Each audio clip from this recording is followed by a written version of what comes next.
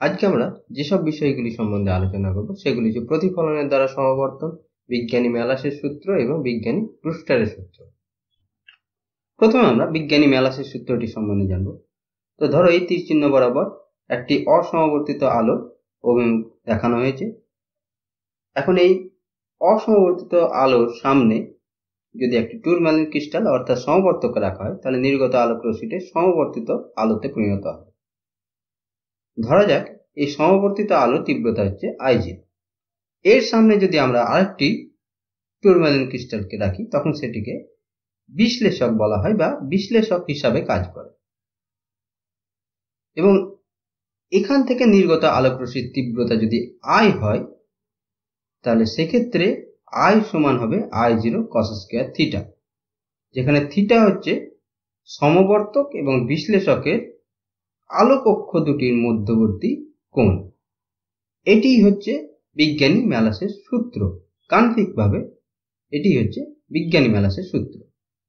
এখন এর আগে আমরা যখন সমবর্তিত আলোর তীব্রতা আলোচনা করেছিলাম তখন বলেছিলাম যে আলোক অক্ষ দিয়ে শুধুমাত্র ইলেকট্রিক ফিল্ড ভেক্টরগুলির cos উপাংশ নির্গত হয়ে আসতে পারবে। তাহলে এখানে তীব্রতা সেই হিসাবে I সমান I0 cos থিটা হওয়া উচিত ছিল, কিন্তু আমরা এখানে দেখতে পাচ্ছি I সমান I0 cos স্কয়ার থিটা আসছে। আসলে আমরা জানি যে আলোক তরঙ্গের তীব্রতা নির্ভর করে বিস্তারের উপর এবং বিস্তারের বর্গের সাথে সমানুপাতিক। তাহলে এখানে যদি বিস্তার A0 হয় এবং এখানে যদি A হয় তাহলে A সমান হবে A0 cos থিটা, অর্থাৎ বিস্তারের cos উপাংশ বের হয়ে আসতে পারবে, অর্থাৎ বিস্তার এখানে A সমান হবে A0 cos থিটা। তীব্রতা I সমান হবে K A স্কয়ার, তাহলে K A0 square cos square theta. K A0 square মানে হচ্ছে I0, তাহলে I সমান I0 cos স্কয়ার থিটা। এটাই হচ্ছে বিজ্ঞানী ম্যালাসের সূত্র। তাহলে আমরা দেখতে পাচ্ছি যে I সমান I0 cos স্কয়ার থিটা হবে, cos থিটা নয়। অর্থাৎ ম্যালাসের সূত্রটি হলো এইরূপ: সমতল সমবর্তিত আলো কোনো বিশ্লেষকে আপতিত হলে এর থেকে নির্গত আলোর তীব্রতা বিশ্লেষক ও সমবর্তকের আলোক অক্ষ দুটির মধ্যবর্তী কোণের কোসাইনের বর্গের সমানুপাতিক। এখন বিশ্লেষকের আলোক অক্ষ ও সমবর্তকের আলোক অক্ষ পরস্পর সমান্তরালে রাখলে নির্গত আলোক রশ্মির তীব্রতা হবে I সমান I0, অর্থাৎ এইখানে সমবর্তিত আলোর তীব্রতা যা ছিল এইখানেও সমবর্তিত আলোর তীব্রতা তাই থাকবে। অর্থাৎ এখানে যদি আমরা শূন্য বসাই, যেহেতু এখানে পরস্পর সমান্তরাল আলোক অক্ষ দুটি, তাহলে এদের মধ্যবর্তী কোণ হচ্ছে 0, তাহলে এখানে cos 0 মান হচ্ছে 1, তাহলে I সমান আসবে I0। আবার সমবর্তক ও বিশ্লেষককে পরস্পর আড়াআড়ি ভাবে রাখলে, অর্থাৎ সমবর্তকের আলোক অক্ষ ও বিশ্লেষকের আলোক অক্ষর মধ্যবর্তী কোণ 90 ডিগ্রি হলে নির্গত আলোক রশ্মির তীব্রতা হবে 0।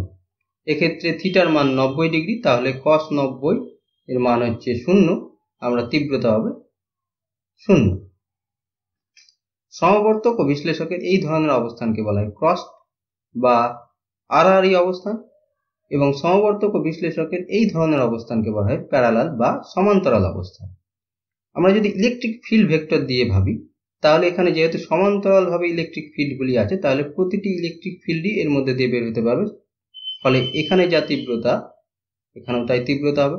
আর যেহেতু এখানে 90 ডিগ্রি ভাবে অবস্থান করছে, তাহলে ইলেকট্রিক ফিল্ডের কোনো উপাংশই এর মধ্যে দিয়ে বের হতে পারবে না, ফলে এখানে তীব্রতা 0 হবে। বিজ্ঞানী ম্যালাস প্রমাণ করেন যে অসমবর্তিত আলো কোনো স্বচ্ছ মাধ্যম যেমন কাঁচ বা জল দ্বারা প্রতিফলিত হলে প্রতিফলিত রশ্মিটি আংশিকভাবে সমবর্তিত হয় এবং এর সমবর্তন নির্ভর করে আপতন কোণের মানের উপর। যেমন বায়ু মাধ্যম থেকে অসমবর্তিত আলো এসে কাঁচ মাধ্যমের উপর পড়লে প্রতিফলিত রশ্মিটি একটি বিশেষ আপতন কোণের জন্য সমবর্তিত আলোতে পরিণত হয়। এখানে এর মান হবে 56 ডিগ্রি, অর্থাৎ আপতন কোণের মান 56 ডিগ্রি হলে প্রতিফলিত রশ্মিটি সম্পূর্ণরূপে সমবর্তিত আলোতে পরিণত হবে। তখন এই আপতন কোণকে বলা হয় সমবর্তন কোণ। এখন এর থেকে যদি মান কম বা বেশি হয় তখন এটি আংশিকভাবে সমবর্তিত আলোতে পরিণত হয়, এবং এর মান যখন ঠিক 56 ডিগ্রি হবে তখনই এটি সম্পূর্ণরূপে সমবর্তিত আলোতে পরিণত হবে। অসমবর্তিত আলোর কম্পনকে আমরা দুটি উপাংশে ভাগ করতে পারি। একটি হচ্ছে স্ক্রিনের তল বরাবর একটি কম্পন, এবং আরেকটি হচ্ছে স্ক্রিনের তলের সঙ্গে লম্বভাবে বা লম্ব তল বরাবর কম্পন। এখানে কাচের প্রতিফলক তলটি স্ক্রিনের সঙ্গে লম্বভাবে অবস্থিত, অর্থাৎ ডট দিয়ে যে কম্পনগুলি বোঝানো হয়েছে তাদের কম্পন তল এবং কাচের প্রতিফলক তল সমান্তরালভাবে অবস্থিত। অর্থাৎ আপতন কোণের মানের পরিবর্তন হলেও এই ডট দিয়ে যে কম্পনগুলি বোঝানো হয়েছে তাদের সঙ্গে কাচের প্রতিফলক তলের মধ্যবর্তী কোণের কোনো রকম পার্থক্য ঘটবে না, অর্থাৎ সবসময় সমান্তরালই থাকবে। অর্থাৎ এই কম্পনগুলির প্রতিফলন আপতন কোণের উপর নির্ভর করছে না, সবসময় একই রকম ভাবে প্রতিফলিত হবে। কিন্তু স্ক্রিনের তল বরাবর যে কম্পনগুলি হচ্ছে, এখানে আপতন কোণের পরিবর্তন হলে কম্পনগুলিরও প্রতিফলক তলের সঙ্গে কোণের পরিবর্তন ঘটে, এবং যখন আপতন কোণের মান সমবর্তন কোণের সঙ্গে সমান হয় তখন কাচের মধ্য দিয়ে প্রতিসৃত হয়ে পুরোটাই শোষিত হয়, এবং প্রতিফলিত রশ্মির মধ্যে আমরা শুধুমাত্র একই ধরনের কম্পন দেখতে পাই, অর্থাৎ সমবর্তিত আলোতে পরিণত হয়। এখন দেখা গেছে যে অসমবর্তিত আলো দুটি ভিন্ন প্রতিসরাঙ্ক বিশিষ্ট মাধ্যমের বিভেদ তলে আপতিত হলে, এখানে যেমন বায়ু মাধ্যম থেকে কাচ মাধ্যমের বিভেদ তলে আপতিত হয়েছে, তা আলোক রশ্মি একটি অংশ প্রতিফলিত হয় এবং আরেকটি অংশ প্রতিসৃত হয়, এবং আপতন কোণের মান সমবর্তন কোণের সঙ্গে যখন সমান হয় তখন প্রতিফলিত রশ্মিটি পুরোপুরি সমবর্তিত আলোতে পরিণত হয় এবং প্রতিসৃত রশ্মিটির আংশিক সমাবর্তন ঘটে, অর্থাৎ প্রতিসৃত রশ্মিটি আংশিক সমবর্তিত আলোতে পরিণত হয়। এবং এই প্রতিফলিত রশ্মি আর প্রতিসৃত রশ্মির দুটির মধ্যবর্তী কোণ হয় 90 ডিগ্রি। এখন এই সমবর্তন কোণকে আবার ব্রুস্টারের কোণও বলা হয়ে থাকে, এবং ব্রুস্টারের সূত্রটি হলো সমবর্তন কোণের ট্যানজেন্টের মান সংখ্যাগতভাবে প্রতিসারক মাধ্যমের পরম প্রতিসরাঙ্কের সমান। এবার আমরা বিজ্ঞানী ব্রুস্টারের সূত্রটি ব্যবহার করব। এখানে PO হচ্ছে একটি অসমবর্তিত আলোক রশ্মি, IP হচ্ছে সমবর্তন কোণ, অর্থাৎ যে আপতন কোণের জন্য OR অর্থাৎ প্রতিফলিত রশ্মিটি সমবর্তিত আলোতে পরিণত হয়েছে, এবং OQ হচ্ছে প্রতিসৃত রশ্মি, অর্থাৎ এখানে আংশিক সমবর্তিত আলোতে পরিণত হয়েছে। এক্ষেত্রে প্রতিফলিত রশ্মি এবং প্রতিসৃত রশ্মির মধ্যবর্তী কোণ হবে 90 ডিগ্রি, অর্থাৎ যখন আপতন কোণের মান সমবর্তন কোণের সঙ্গে সমান হবে এবং প্রতিফলিত রশ্মিটি আর প্রতিসৃত রশ্মিটির মধ্যবর্তী কোণ হবে 90 ডিগ্রি।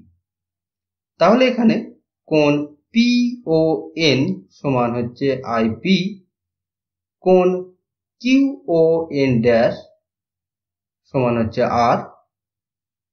যদি এই কোণটি IP হয় তাহলে প্রতিফলন কোণের মানও হবে IP।